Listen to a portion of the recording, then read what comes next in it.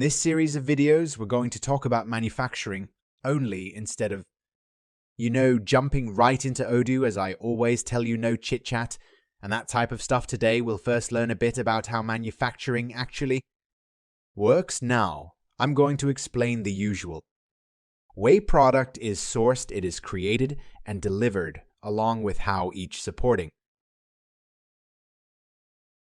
Hi everyone and welcome back in Stealthy Wood's manufacturing process. There's an element we shouldn't overlook: the overall equipment effectiveness also. It's known as the gold standard for measuring companies' manufacturing productivity, but why would I use this? A reason is quite simple. It's because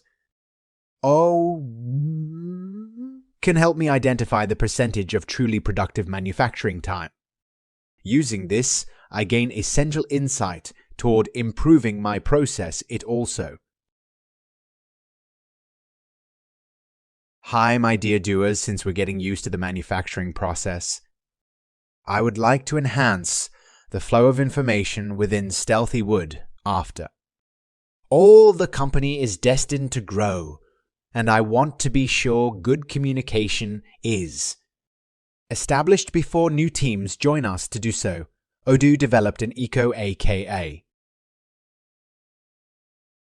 Hi everyone, and nice to see you again, as we're specialized in high-end products.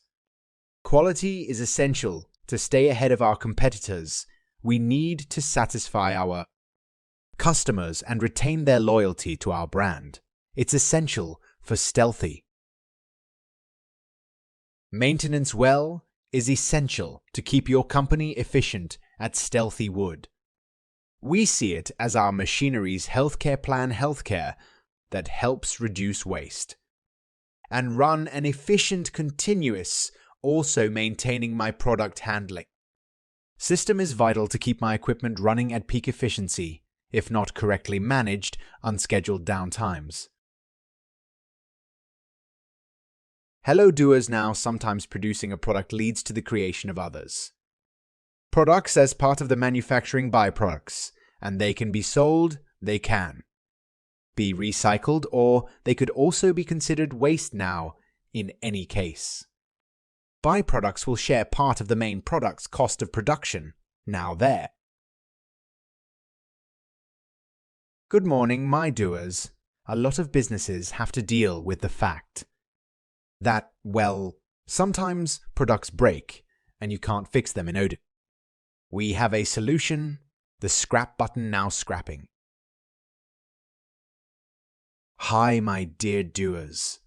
We here at Stealthy Wood recently found a way to save time and money when selling and manufacturing to avoid having to assemble all of our goods. We decided to sell some of them as kits. This will reduce our costs and help. Hello doers and welcome back. Now, let's talk costing now. In manufacturing, costing involves totaling the cost associated with production, including the cost of direct. Welcome back. Now, in this episode on our costing method series, we'll be focusing on the average costing method, which is AVCO for my acronym lovers. Now, this is for valuing the cost of our manufactured products. Now, if you missed our costing overview, make sure to check out the key. Welcome back. In this video, we'll be discussing how to use the standard price costing method. This video is part 3 of my 4-part series on evaluating production costs. Links to the other 2 videos are going to be inside of the description. Now, the standard price costing method is often used for. Welcome back to the final boss of the costing series, the first in first style. Today, we'll be jumping between a womble combo of apps, so get ready to continue. Manufacturing is like waiting in line in a workshop. Products are manufactured and stored in a specific order. The stuff that gets made first are sent out for sale first, and then the next items in line are basically delivered next. Now, here's the interesting part. So the FIFO costing method pools the cost of the oldest manufactured item in stock and uses it to determine the product cost. Today we're going to be talking about efficiency, not deficiency, efficiency now. In Stealthy Wood's manufacturing process, there is a key element we shouldn't. Effectiveness, also known as OEE, for my acronym lovers, O, is the gold standard. For measuring a company's manufacturing productivity, why would we use this like? Today we're going to be talking about efficiency, not deficiency, efficiency now. In Stealthy Wood's manufacturing process, there is a key element we shouldn't. Welcome back. I'm here at Stealthy Wood. Our business is expanding, especially in the morning now our manufacturers are procurement. Team has to make sure they have everything they need for the day, so today we'll discuss replenishment methods now since there's so much to do. How can we reduce all of the tedious and time-consuming tasks that surround? Procurement one side of ODOO, we use a specific method for automatic reordering, which we call reordering rules. Now in manufacturing, we want to ensure our components are in stock to avoid unnecessary production delays. We can skip having to manually check which components are running low and instead use reordering rules to automatically create purchase orders. It's beautiful. Now, when you set up reordering rules, ODOO operations automatically based on the logic you give it for the product or the groups of products. Now, how it works is when inventory levels drop beneath a certain threshold, ODOO automatically creates a request for quotations or ARF keys.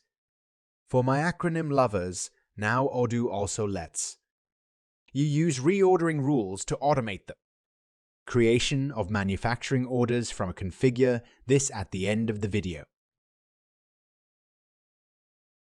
Welcome back, ODOers. In our last lesson, we took a look at all the bells and whistles of the brand new shop floor module. Now today, we're going to put that lesson into practice. How, you may ask? Well, I'm going to show you how to process a manufacturing order ODOO for my acronym lovers using the shop floor. As we just learned, the shop floor module makes it easy to process multiple most, even if each O has multiple work orders. Within it, it does this by grouping work orders based on the work center where they're actually carried out. All right. Missed you, and I bet you missed shop floor even more. In that case, I've got some good news for you.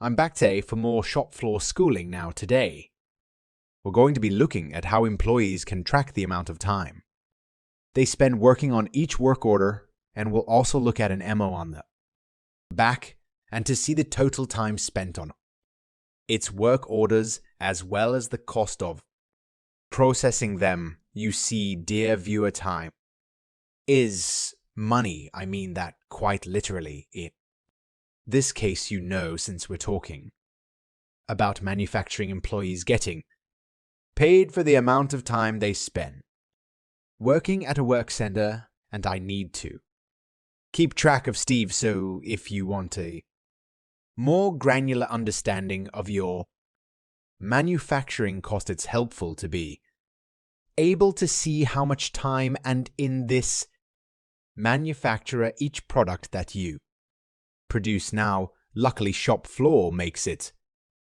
easy to track how much you spend on each work order down to the cent. So let's to school you about shop floor. This time, we're focusing on components more. Specifically, we will see how to use the shop floor module to scrap or add order. Sometimes a component used in a manufacturing order can be defective and must be scrapped. In some cases, we realize that an extra Component is needed during the manufacturing process. Luckily, shop floor gives us the flexibility to scrap or add components in the middle of manufacturing. Pretty cool, right? Let's see how it works before we get started. I want to mention that we'll be using two-step manufacturing.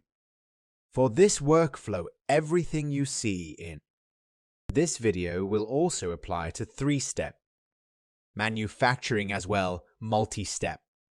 Manufacturing requires an additional step picking, which means that components must be picked from inventory in order to be used for manufacturing. This will affect how components are added to and scrapped from manufacturing orders. Picking isn't absolutely necessary for adding or scrapping components from IMO, but I want to show you how to do it. Just